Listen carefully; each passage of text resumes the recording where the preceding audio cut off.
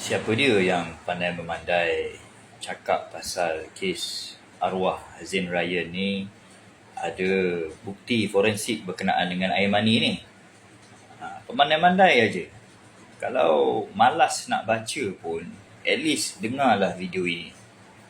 Okey, saya dah check dekat media sosial, dekat laporan akhbar, kita boleh nampak yang adik Zain Ryan ini berkenaan dengan air mani ataupun DNA orang lain di dalam dubur arwah tidak ada. Langsung tidak ada. Jadi tak tahu mana korang cedok cerita ni. Korang nak cakap pasal DNA asing dalam bahagian kemaluan adik Zain Ryan. Memang tak wujud. Ini memang tak wujud. Jadi yang dijumpai hanya DNA adik Zain Ryan. Nombor 2, berkenaan dengan dia punya ada yang dituduh ataupun buat cerita ada DNA asing dekat kuku Zain Ryan. Itu juga tidak ada. Tidak ada laporan mana-mana yang kita baca yang menyatakan bahawa ada DNA asing dekat kuku adik Zain Ryan. Tidak ada. Yang kita tahu, dia ada kesan potong dekat telinga. Lepas tu dekat ada macam benda tajam dekat lengan dia.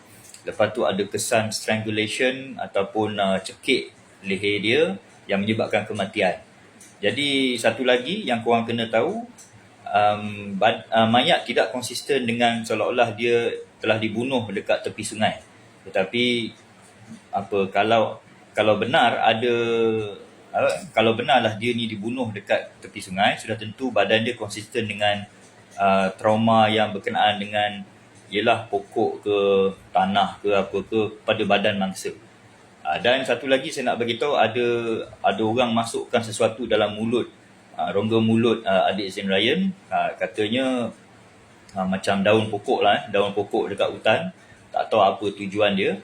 Cuma saya nak bagi tahu apa-apa sahaja yang laporan forensik yang telah didedahkan di mahkamah adalah konsisten dengan laporan pengakuan daripada ibunda Zain Ryan yang pernah kita baca dulu daripada edisi siasat.